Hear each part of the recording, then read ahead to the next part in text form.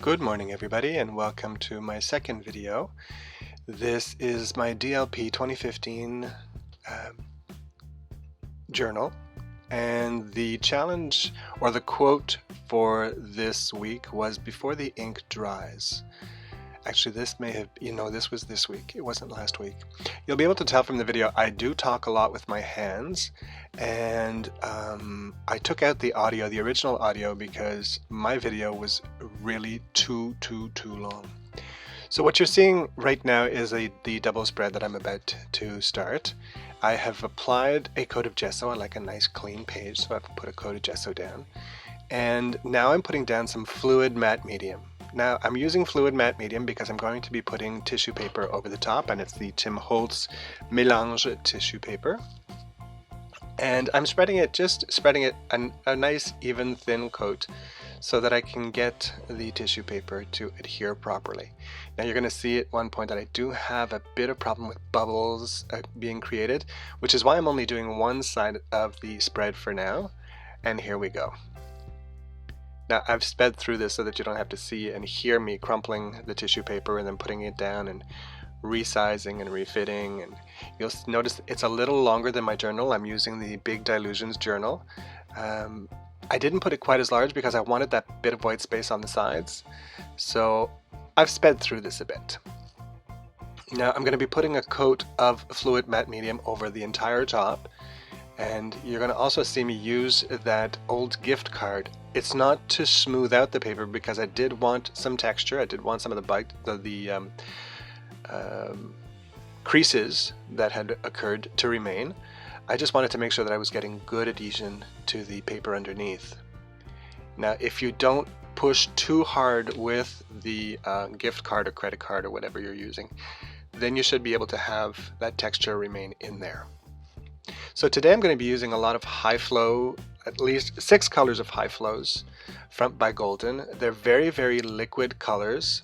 They're acrylic, but they are liquid. Now you see I've just put on the top coat of fluid matte medium, and I'm going underneath. I'm making sure that everything sticks down properly. Like I said before, I cut out all of my drying time so that you wouldn't have to watch it. There might be a snippet here and there. Now I'm going to do a wash of gesso. Now I'm lifting it up so that it doesn't stick to the deli paper that I have underneath. Now you see the mistake I made there. I put down some more fluid matte medium. Now I'm doing my gesso wash, which is just a bit of gesso and a really heavily watered brush. So I don't want to completely cover what's underneath. I just want to push it back a bit, and you can see there the bit of texture that I'm getting. When the gesso is just a little too thick in certain spots, I'm using a mini mister to add water so that I can spread it out even more.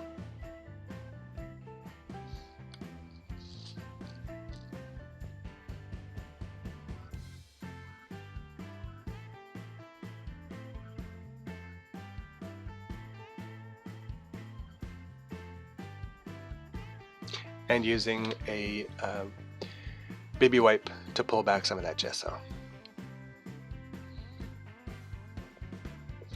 Alright, so now that the gesso is basically dry, I'm going to be adding some light molding paste, and I forgot to mention those stencils in my in the description. So I'm using stencils by Holtz. I am using one, I believe, by Julie Fefan Balzer, and if I'm not mistaken, another one from TCW. Now I'm using golden light molding paste. You can tell there that my jar is almost empty, but I did go out and buy a nice big 32-ounce jar, and I'm keeping this small jar so that I can refill. So with a palette knife, I'm putting in a thin layer. I don't want a really thick layer, just a thin layer of that light molding paste. Now remember that when you're using light molding paste, you need to either immediately scrape off the excess or wash your stencils so they don't get really thick, which is what I'm doing there. I'm going in with the Holtz stencil. I'll put in the description which ones I use. I think that one was Bubbles or something along those lines. It says it right on the stencil, but everything's going so fast because I had to speed everything up because my video would have been almost an hour long, and nobody wants to A, hear me talk for an hour, and B, watch me for an hour. Oh, there's the bubbles one. That's the one. The one that's got all that blue paint on it, because I don't usually wash my stencils unless I'm using molding paste. Then I will wash it because molding paste will harden on there. So I used light molding paste because it dries much faster, and I didn't want to spend, you know, overnight waiting for it to dry. Now I'm going to watch the way I clean. This is the way I clean my stencils. I take the excess molding paste off of there. I don't care if it gets on the wrapping, and then I use a baby wipe to wipe it off. Alright, so the molding paste is dry. So now I'm going to try to show you the texture I got on there. You can't really see it, but believe me, it's there. Now here are the colors that I'm going to be using. Indigo Anthraquinone. It's a golden high flow color. I'll also be using Fluorescent Blue, Green Gold, Fluorescent Chartreuse, Fluorescent Pink, and Fluorescent Orange. Now I've also got a Fluorescent Pink in one of those markers that came with the high flow set. It's empty, you can fill it with whatever color you want. No need to add anything because high flows are made to flow quite easily. They're basically an airbrush paint. So I will be going across the top with those colors in sequence, in the same sequence that I have them lined up on my workspace there.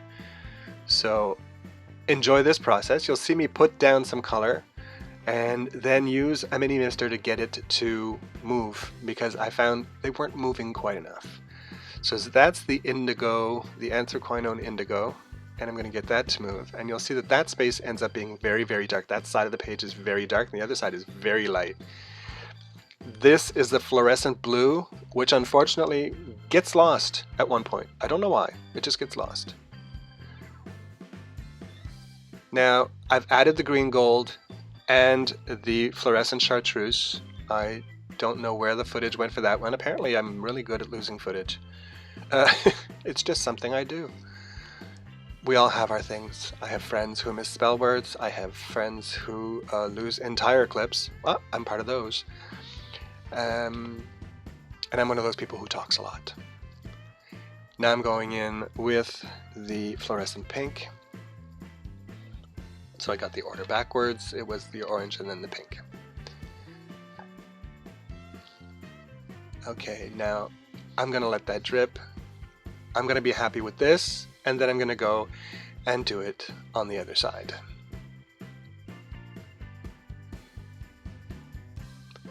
Okay, so now what I'm going to do is I'm going to work from at the bottom up. So look at how much of that Anthraquinone blue indigo I put it down. It is way too much. And I'm going in, hopefully trying with the Fluorescent Blue to tone that down a bit. And yeah, I was going to try to get it to just be like pure Fluorescent Blue, but then I said no, it's not moving enough. Went in with the mister, and there, that's the Green Gold.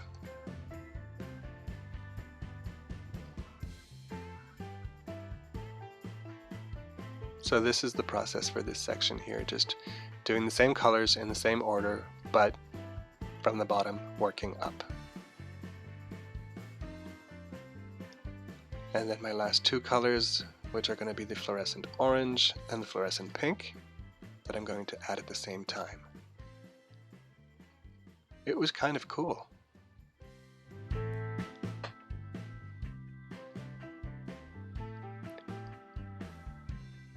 Now I'm going to try to save that spot, which is just, according to me, just a little too dark, by putting in some Fluorescent Blue. And I'm going to dab some of it off. I'm going to use a straw. Now, a straw is fun to use. Pardon my head. You're going to see the top of my head. Thank God we've had a bit of sun lately. The top of my head is not stark white, otherwise I would have blinded you.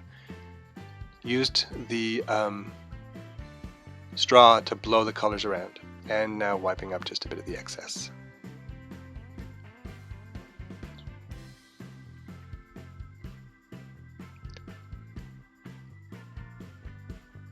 So I'm trying to show you the texture here, and you really can't see it. Now my colors are dry, so I can go in over the top and add some embellishments. That is a jute ribbon that I bought at Michael's. I don't know how much I paid for it, but I decided to cut it up. It was just like one big blob. I cut it up and I decided to make strips. I'm going to adhere that with soft matte gel by Art Basics. It's the Finnabair line. And I love that soft matte gel. What I'm doing there is I'm pulling off some of the side to give it that, you know, textury kind of, I don't know what you call it, but I'm pulling off the loose ends of the jute. So I'm getting that kind of sacky thing going. So I'm adhering those down. I will be adding some wood embellishments, and I will be adding on the other side more wood embellishments that I'm going to color in. Also with Stickles, and see, those are the wood embellishments that I'm going to be using. And I will be using Stickles, I'll be using Wink of Luna and Wink of Stella pens, as well as the Faber-Castell Big Brush, the Pitt Big Brush Artist pens. All of my supplies will be listed in the description of this video. So I've used some leaves, some stalks, some a butterfly and 2 dragonflies that I'm going to color in.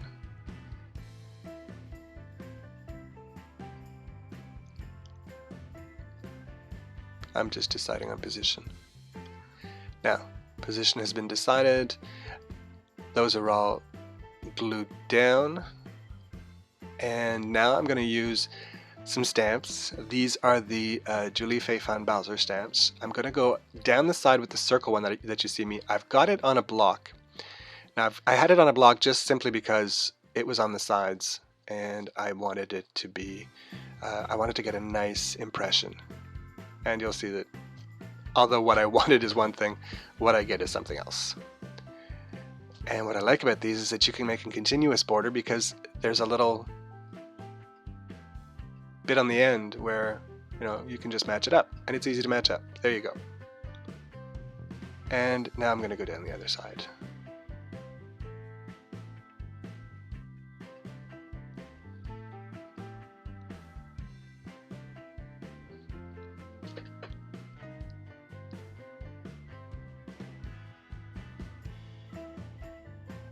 And I'm using Archival ink. That's the mega pad, or the big pad of Archival ink. When you have bigger stamps, it's nice to have a bigger pad.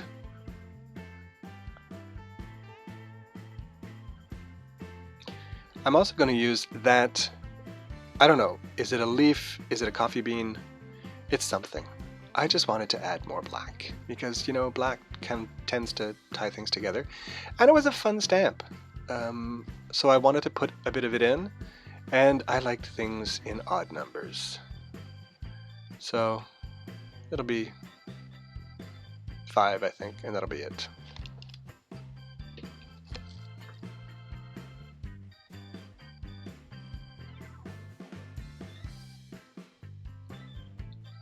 Now I pulled my fluorescent pen, the marker filled with pink fluorescent pink fluorescent, but I don't know if I'm going to use it or not. I don't think so. I think I decided, you know what? Actually, I did. I used it to color the wings of the butterfly, and I'm not sure I was happy with what happened. I'll let you tell me. You tell me at the end, because at the end of this video you will see some close-ups of everything. Yeah, the wings of that dragonfly are going to get covered with stickles. I think I put pink stickles on there, and I used black stickles as well for the body. Now here we go. See, now this is where I decided stickles might be a good idea. So I put black stickles on the body, and I'm using pink for the wings. Now for the butterfly, I'm going to cover the entire body in black. Same thing with the dragonfly. The body's going to be in black, but the wings will be, for the butterfly, outlined in the pink stickles, and for the dragonflies they will be filled in with the pink stickles.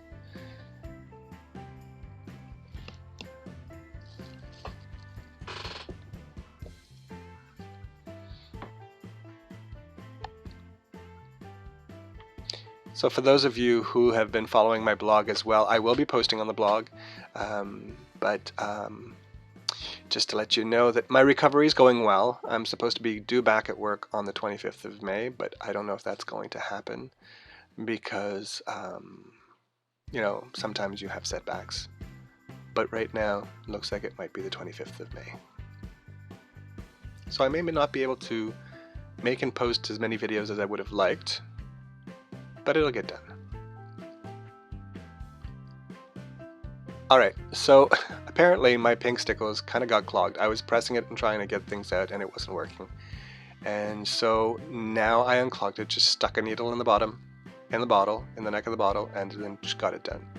Now I'm being very careful. You see me turn my book around to do the other dragonfly because I think I will at one point stick my hand or stick my fist in the stickles of the other dragonfly.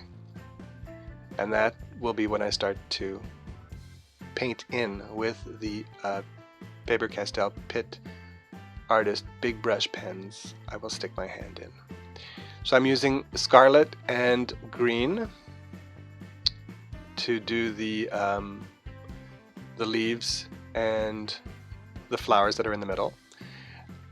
There you go. I think I just stuck my hand in. Yeah. Alright, so I'm going to be doing the bottom leaves. These I colored in with the Pitt brush pen, and then I went over the top with Wink of Luna. Now Wink of Luna gives a shimmer, but it's not glitter. It's a shimmer.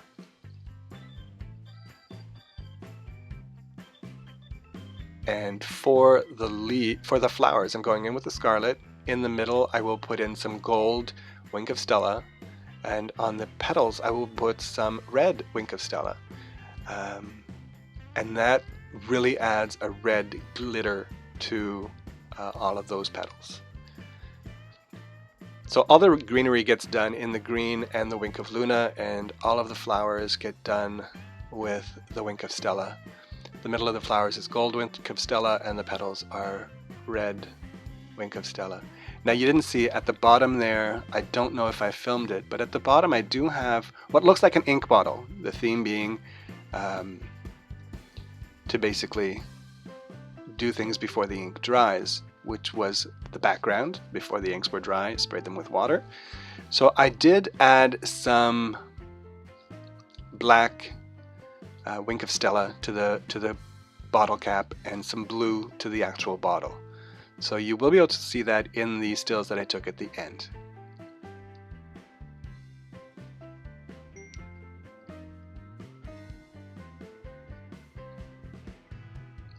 Now I'm ripping off the excess tissue paper that I have at the bottom. It's so dry that I can just pull and rip and tear, and it's giving me a nice edge, which I enjoyed. I like having things that are a little different. The top is like a straight edge, the bottom a little rougher. Now I'm going to add another border with one of the Julie Fay-Fan Balzer strip stamps. And I'm using that one at the top, the one I'm pointing out. That's the one that I'm using. It'll just give me a border at the top of my page and at the bottom of my page as well. And this time I'm not putting it on the block because, well, because of what it is, because of the shape that it is. It's just, you know, fun to just have a random. And up and down, I don't know, I'm telling you, I don't know why I'm pointing. I think I'm pointing to say, well, everything will be at the bottom in the description, and I couldn't remember which way was up or down for now. Yeah, so go across the crease as well. See, I got a nice impression there at the top, not so much. At the bottom, I got a great impression going across the crease in the journal.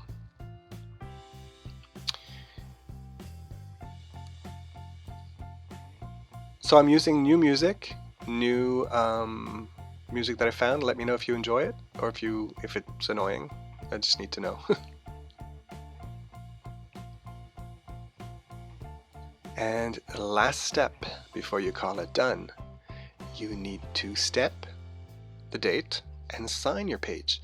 Now I'm going to stamp and sign in a really strange place, you'll see, but it was the only white space that I had and the only non-textured space that I had. So watch where I have to stamp my date and then sign my page. right near the crease, right in the middle. So this page was a lot of fun to do. I hope you enjoyed watching the process. I will leave you now with some stills, some close-ups of the page, and I hope you enjoyed. If you did, give me a thumbs up. If you haven't already subscribed, subscribe to my channel. I won't inundate your feed, believe me. I'm very, very new at this, so hope you enjoyed.